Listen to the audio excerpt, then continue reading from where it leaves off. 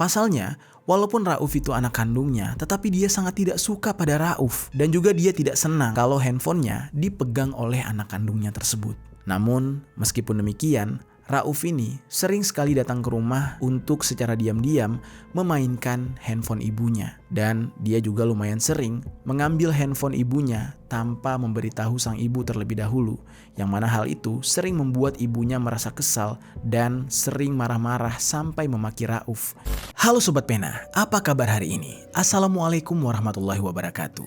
Hari ini kita akan kembali lagi membahas kejadian-kejadian mengerikan kisah nyata yang ada di muka bumi ini. Cerita kali ini datang dari Subang, Jawa Barat, di mana ada seorang anak yang usianya bisa dikatakan masih remaja, tiba-tiba ingin memiliki sebuah ponsel.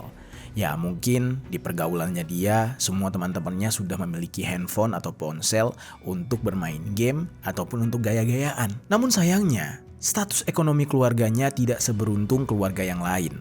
Di saat itu, ibunya tidak menyanggupi permintaan dari anaknya tersebut. Namun entah kenapa, di saat ibunya ini menolak membelikan handphone, ibunya ini malah kepikiran untuk mengeksekusi sang anak, dibantu oleh ayahnya sendiri alias kakek dari si anak tersebut. Lalu tidak hanya sampai di situ, jasad anak tersebut juga diseret lalu dibuang ke sungai hingga akhirnya ditemukan oleh seseorang. Bagaimana cerita selengkapnya tentang kasus yang satu ini? Langsung saja kita bahas di Kata Pena.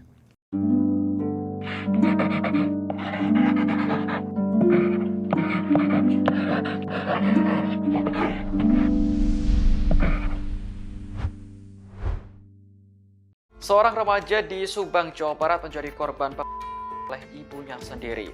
Ironisnya, korban dibuang ke sungai dalam keadaan masih bernapas. Misteri Muhammad Rauf bin Dirno, remaja berusia 13 tahun asal Dusun Parigi, Desa Parigi Mulya. Sebelum kita mulai ke ceritanya, jangan lupa untuk like, komen, dan subscribe channel ini, serta share cerita ini ke teman-teman kalian.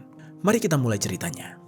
Di sebuah daerah, tepatnya di Dusun Parigi, Desa Parigi Mulya, Kecamatan Cipunagara, Kabupaten Subang, Jawa Barat. Ada seorang anak yang masih remaja bernama Muhammad Rauf bin Dirno yang usianya baru menginjak 13 tahun. Rauf ini merupakan anak dari sepasang suami istri yang bernama Nurhani, usianya 40 tahun, dan suaminya Dirno yang berusia 52 tahun.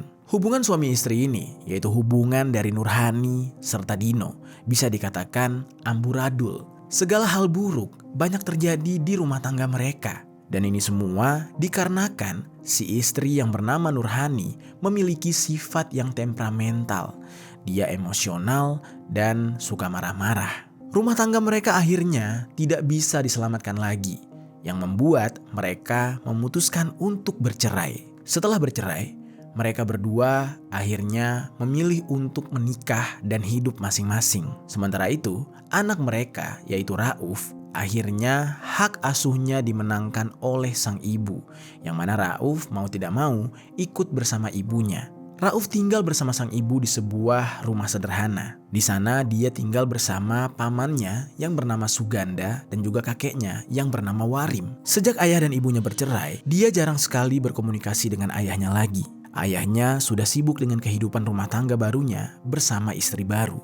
Sedangkan sang ibu, yaitu Nurhani, semenjak bercerai, kelakuannya semakin menjadi-jadi, di mana dia sering sekali marah-marah kepada Rauf, dan hal tersebut membuat Rauf jadinya tidak betah di rumah, lalu sering hidup menggelandang alias keluyuran di jalanan. Rauf ini sering sekali tidak jelas hidupnya. Terkadang dia pergi ke rumah neneknya, terkadang juga dia tidur di mana saja, di depan ruko kosong, kadang juga di pos ronda. Dan hal ini karena dia tidak sanggup mendengar ibunya terus marah-marah. Rauf pun tumbuh menjadi anak yang kurang kasih sayang. Di umurnya yang seharusnya dia itu masih duduk di bangku sekolah, sayangnya dia harus terputus pendidikannya sejak masih SD karena tidak kemampuan dari ibunya secara ekonomi. Jangankan untuk sekolah, untuk makan sehari-hari saja, Dia terpaksa harus bekerja keras sendirian, tidak berharap dari sang ibu. Ibunya yang temperamental, jangankan untuk membiayai Rauf sekolah, Rauf ini disuruh untuk mencari uang sendiri dengan cara menjadi gelandangan atau pengemis. Rauf yang akhirnya tumbuh besar dengan penuh tekanan, menjalani kehidupannya yang begitu berat. Ketika dia hilang, dia tidak pernah dicari, dia tidak diperdulikan. Terkadang juga membuat dia akhirnya bingung ketika dia tidak bisa memenuhi kebutuhannya sehari-hari. Harus kemana dia mengadu? Dan hal ini membuat Rauf terpaksa harus melakukan hal di luar norma bermasyarakat, yaitu dengan mencuri, terutama mencuri kotak amal masjid. Dan juga terkadang dia sering mencuri makanan di warung sekitar tempat dia tinggal. Tidak hanya sekali dua kali, Rauf ini akhirnya melakukan hal itu hingga berkali-kali. Yang mana hal ini membuat Rauf cukup dikenal di lingkungannya sebagai anak yang berkelakuan buruk. Meskipun demikian, warga yang memahami kondisi yang dialami oleh Rauf sejak dia kecil akhirnya mau tidak mau memaklumi dan hanya bisa menasehati Rauf saja. Bahkan tidak jarang juga warga mengakui kalau Rauf ini terkadang memiliki sisi yang sangat baik, yang mana dia tidak seperti kebanyakan anak-anak kecil pada umumnya. Dia sangat suka membantu orang-orang untuk melakukan pekerjaan-pekerjaan berat. Bahkan untuk pekerjaan yang biasanya dilakukan oleh orang dewasa, itu sering sekali dilakukan oleh Rauf.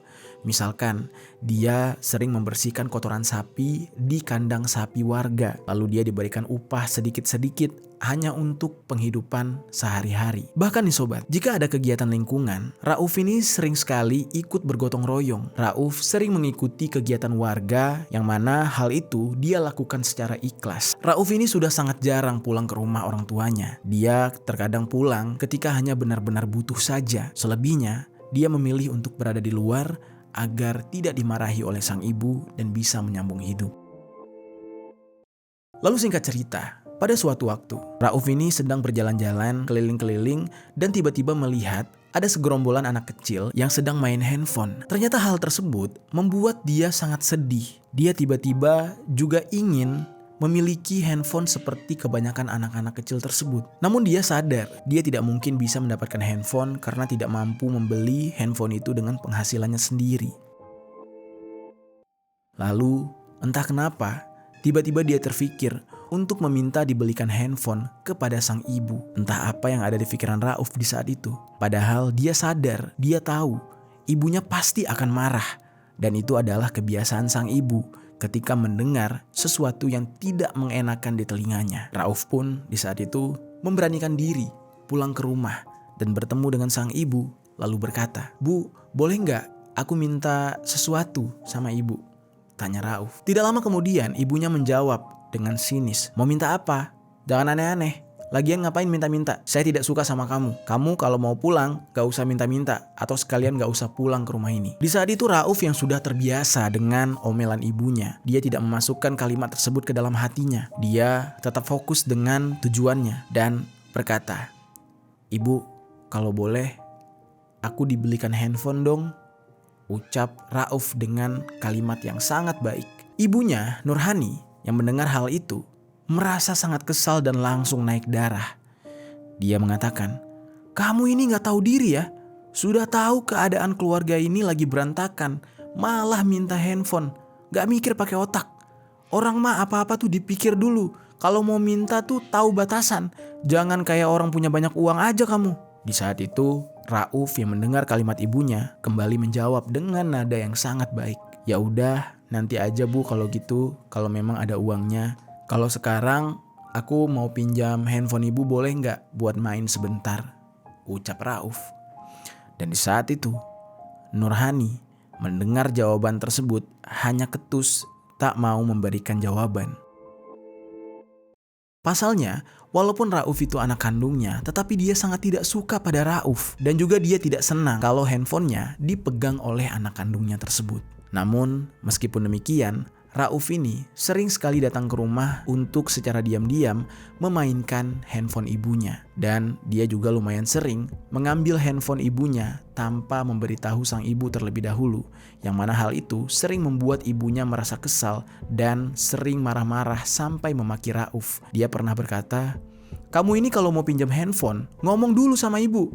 Jangan bikin ibu pusing nyari-nyari handphone, baru kamu balikin handphonenya. Emang dasar kurang ajar ya kamu. Lalu Rauf menjawab dengan jawaban polosnya anak kecil.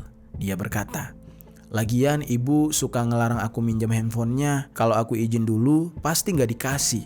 Jadinya ya aku ambilnya diam-diam. Maafin ya bu. Lalu ibunya yang mendengar jawaban dari anaknya ini tiba-tiba semakin emosi. Dia berkata, kamu ini dibilangin masih saja menjawab. Dasar anak nakal gak tahu diri.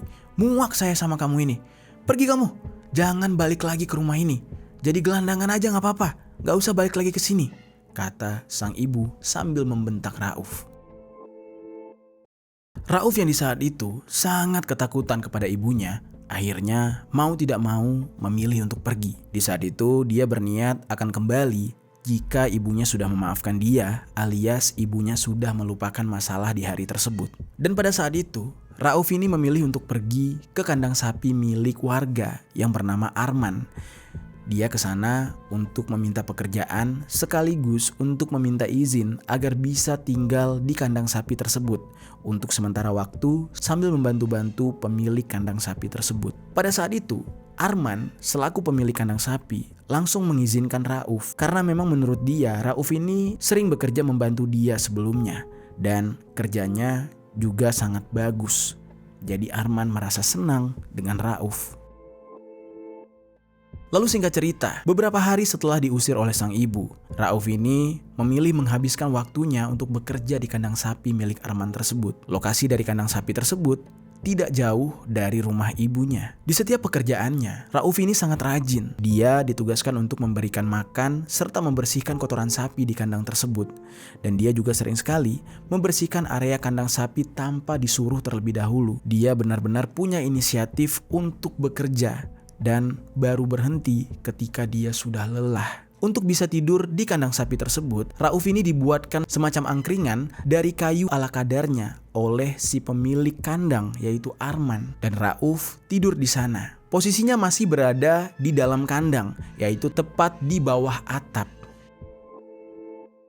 Sehari-harinya, di saat Rauf ingin beristirahat, dia harus naik melalui tangga kayu terlebih dahulu untuk mencapai tempat istirahatnya tersebut. Arman sebagai si pemilik kandang itu sangat menyukai Rauf. Bahkan biasanya, dia juga sering merekam video kegiatan sehari-hari yang dilakukan oleh Rauf ketika sedang membersihkan kotoran sapi. Bahkan videonya itu sering sekali diposting di medsos dengan caption kurang lebih seperti ini. Rauf anaknya rajin.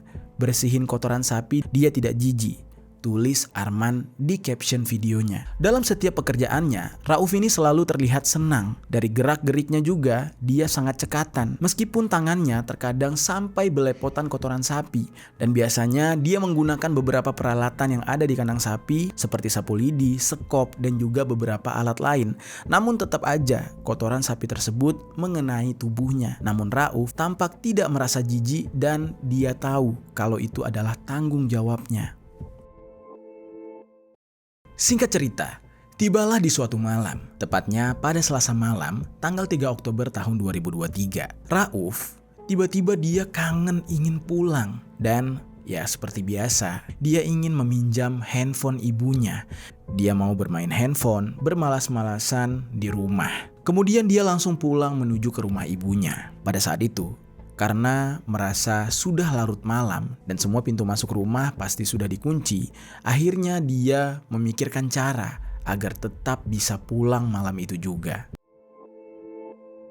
Pada saat itu, satu-satunya cara yang dia pikirkan adalah dengan cara masuk ke rumah lewat atap. Lalu tanpa pikir panjang, Rauf ini langsung saja naik ke atas genteng dengan menggunakan tangga, dan sesampainya di atas, dia langsung membongkar beberapa genteng rumah tersebut untuk bisa masuk. Hal yang dilakukan oleh Rauf ini ternyata lumayan menimbulkan suara gaduh. Bahkan saking gaduhnya, Warim sang kakek yang sebenarnya sedang stroke di saat itu sampai terbangun. Karena mendengar suara gaduh atau berisik tersebut, kakeknya sampai keluar kamar dengan membawa sebuah tongkat yang sehari-hari dia gunakan untuk berjalan. Pada saat keluar, dia melihat tidak ada apa-apa di sana. Tapi kemudian suara gaduh tersebut kembali terdengar, dan rupanya suara itu bersumber dari atap rumah mereka. Warim sang kakek melongok ke atas dan melihat ternyata ada Rauf di atas rumah tersebut. Kakeknya refleks memplototi Rauf dan juga berkata kasar dengan kalimat, "Dasar anak nakal, ngapain kamu di atas sana? Turun sekarang juga, tidak tahu diri kamu," ucap Warim dengan sangat marah. Rauf di saat itu sangat ketakutan karena kakeknya berteriak sangat kencang dan dia langsung turun dari atap rumah. Ketika tiba di bawah, tanpa babi bu, Rauf langsung dipukul oleh sang kakek dengan tongkat yang dia bawa. Kakeknya sembari berteriak, "Kamu mau maling ya? Dasar memang anak tidak tahu diuntung," ucap Warim. Lalu Rauf menjawab kata-kata kakeknya itu dengan kalimat, "Maaf kek, aku kangen rumah. Aku mau minta handphone sama ibu. Memang apa salahnya aku pulang? Aku kan kangen rumah," kata Rauf. Dan di saat itu kakeknya kembali memukul Rauf. Rauf yang tidak terima akhirnya memukul balik sang kakek dengan menggunakan sebuah barang yang dia bawa. Kakeknya yang juga tidak terima cucunya ini bersikap kurang ajar terhadap dia, langsung membalas dengan mengambil sebuah gergaji dan memukulkan gergaji tersebut ke arah Rauf. Yang mana hal tersebut membuat Rauf terluka dan berteriak minta ampun. "Ampun, ampun kek ampun," ucap Rauf. Karena suara berisik dari teriakan Rauf dan juga suara teriakan marah-marahnya Warim membuat Nurhani sang ibu sampai terbangun dan keluar dari kamarnya. Dia melihat adanya Rauf di rumah tersebut. Bocah yang dia lahirkan anak kandungnya sendiri, namun yang sangat dia benci, dan langsung memukuli bocah tersebut. Rauf di saat itu berteriak, dia bilang, "Rauf minta maaf bu, Rauf cuma kangen rumah, Rauf cuma mau handphone, tolong bu ampun bu, cuma mau pinjam aja bu, ampun, jangan pukuli Rauf," teriak Rauf di saat itu sembari menangis. Ibunya yang mendengar Rauf berteriak itu tidak memperdulikan. Dia kembali berkata, "Dasar ya, memang kamu ini anak tidak tahu diri. Sudah diusir masih berani pulang. Cara kamu pulang aja tuh benar-benar seperti maling." Saat itu Rauf yang merasa tidak sanggup berada di sana dengan situasi yang dipojokkan kemudian mencoba untuk kabur dan berlari ke arah kamar. Namun langkahnya tiba-tiba terhenti. Rauf bingung harus lari kemana. Seluruh pintu rumah itu terkunci. Dan pada saat itu Nurhani langsung menghampiri Rauf dan membekap Rauf. Karena dia benar-benar sangat benci dengan anak kandungnya ini dan merasa sudah muak. Akhirnya dia dengan tega membanting Rauf ke atas tempat tidur dan kemudian langsung menindih tubuh Rauf. Sambil menindih tubuh mungil anak tersebut, kemudian dia memanggil pamannya Rauf yaitu Suganda untuk meminta bantuan. Dia bilang, "Tolong berikan pelajaran pada anak ini." Dan kemudian Nurhani melihat adanya sebuah boneka lalu mengambil boneka tersebut dan disumpalkan ke mulut Rauf hingga Rauf tidak bisa bernafas. Lalu tidak hanya itu, Nurhani juga membenturkan kepala Rauf ke dinding serta kusen kamar tersebut. Bahkan pamannya Suganda mengambil tongkat milik sang kakek lalu memukulkan tongkat tersebut ke tubuh Rauf. Tidak puas sampai di situ, dia juga mengambil sebilah bambu pagar, lalu besi, bahkan batu. Semuanya dihajarkan ke tubuh Rauf. Rauf dihajar habis-habisan oleh sang ibu dan Suganda pamannya. Naasnya di hari itu, Rauf yang sebenarnya hanya rindu kepada rumah, namun pulang dengan cara yang salah, berakhir di tangan keluarganya sendiri. Sang kakek melihat hal itu,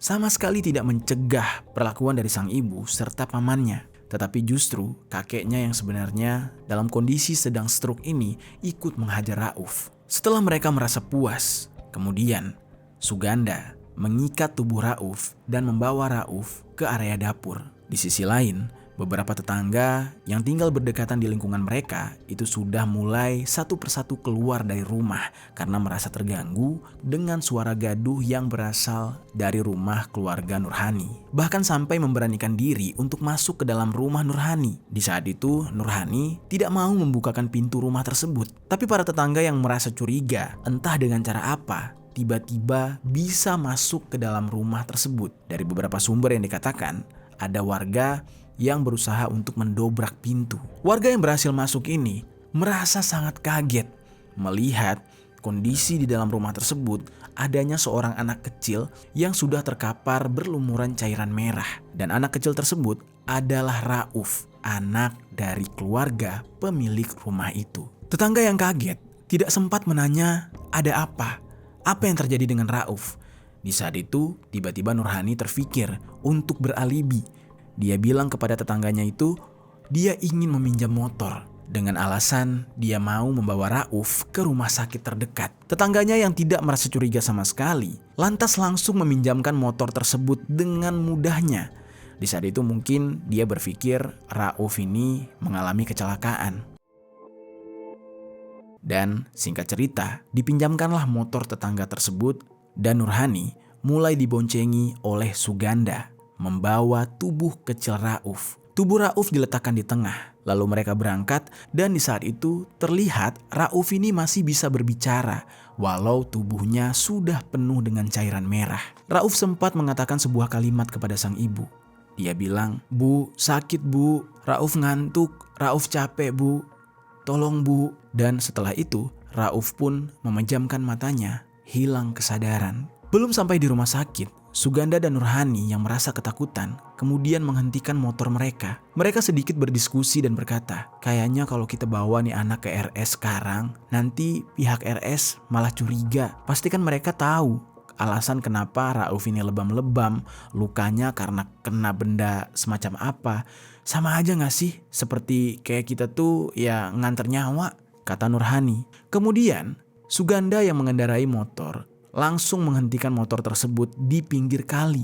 Nurhani kemudian langsung turun lalu mengikat kedua tangan Rauf ke belakang seperti posisi orang yang sedang diborgol. Dalam aksi tersebut, Suganda membantu mengikat erat tangan Rauf dan setelah mengencangkan ikatan, Suganda dan Nurhani tanpa ragu kemudian langsung melemparkan tubuh kecil Rauf ke pinggir kali tanpa belas kasihan.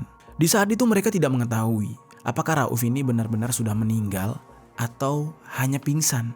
Lalu setelah mereka membuang tubuh Rauf ke sungai, mereka masih sempat melihat tubuh Rauf bergerak-gerak di dalam air. Namun di saat itu bukannya menyesali perbuatan mereka, malah mereka tersenyum satu sama lain, merasa semua permasalahan ini sudah usai. Dan mereka berdua kemudian pergi meninggalkan lokasi tersebut. Setibanya di rumah, mereka mengembalikan motor tersebut kepada tetangganya. Dan saat ditanya, kemana Rauf? Katanya Rauf masih dirawat di rumah sakit. Lalu tetangganya ini bertanya lagi, apakah nanti Rauf akan tinggal bersama kalian? Lalu dia bilang, ya belum tentu. Karena Rauf ini anaknya bandel, nakal, dan suka keluyuran. Ya mungkin aja dia nggak pulang ke sini. Tetangganya yang tidak curiga ya langsung mengiyakan semua perkataan dari Nurhani dan juga Suganda. Lalu semuanya terlihat tenang dan selesai.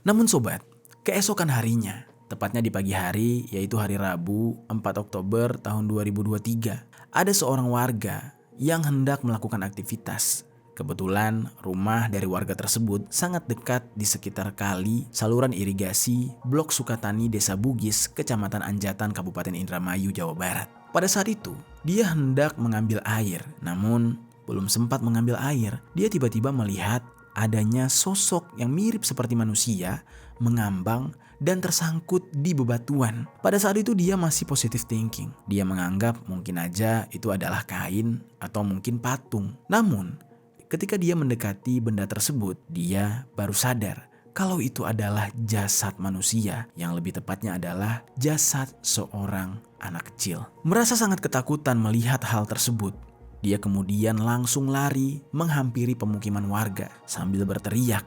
Dia membuat warga semuanya mulai berkerumun dan keluar dan bertanya, "Ada apa?" Dia langsung mengatakan, "Ada jasad, ada jasad. Jasad anak kecil ngambang di dekat batu," katanya. Dan pada saat itu, orang-orang yang ada di sana langsung menuju ke lokasi dan melihat pemandangan yang sangat menyeramkan, yaitu sesosok jasad dengan posisi kedua tangan terikat ke belakang. Dan kondisi jasad tersebut penuh dengan luka, bahkan air di sekitarnya masih berwarna merah, yang artinya jasad tersebut adalah jasad yang baru saja dibuang. Lalu salah satu warga langsung berinisiatif menghubungi pihak kepolisian. Tidak lama setelah menerima laporan, pihak kepolisian langsung tiba di lokasi. Pihak kepolisian langsung mengevakuasi jasad tersebut, kemudian langsung mengusut jasad siapa ini sebenarnya. Pertama-tama polisi mencari identitas korban terlebih dahulu, dan tidak butuh waktu lama.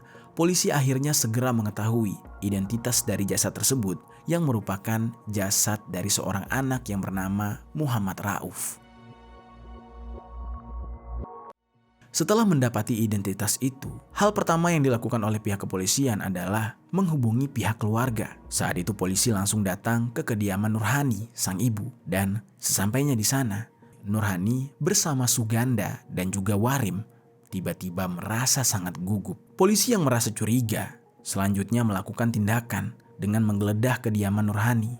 Setelah beberapa waktu melakukan penggeledahan, polisi menemukan sejumlah barang bukti yang mengarah kepada merekalah pelaku dari kasus tewasnya Muhammad Rauf ini. Polisi menemukan sebuah tongkat. Tongkat tersebut adalah tongkat milik kakek Warim. Tongkat itu bahkan masih ada bekas cairan merahnya yang sudah mengering. Lalu tidak hanya itu, di sekitar rumah mereka juga banyak ditemukan percikan cairan merah. Pihak kepolisian langsung mengambil sampel cairan merah tersebut untuk mengidentifikasi. Namun, atas temuan itu, pihak kepolisian langsung mengamankan Nurhani, Suganda, dan juga Warim untuk diinterogasi. Mereka diinterogasi secara terpisah untuk mendapatkan jawaban yang sebenar-benarnya. Pada awalnya, masing-masing dari mereka memberikan keterangan yang berbeda-beda dan mereka mengelak, tidak mengakui kalau merekalah pelaku dari aksi eksekusi ini.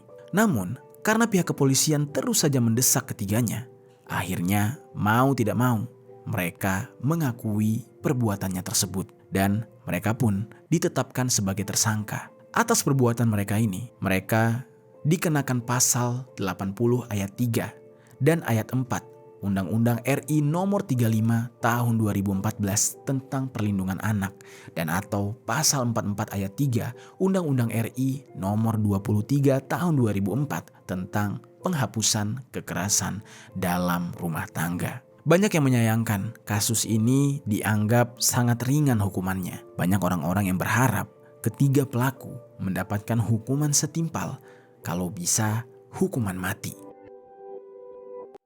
Itu dia sobat, cerita tentang Muhammad Rauf, seorang bocah kecil yang dieksekusi oleh keluarganya sendiri. Bahkan salah satunya adalah ibu kandung yang melahirkan dia. Apa pelajaran yang bisa kita ambil dari kisah ini?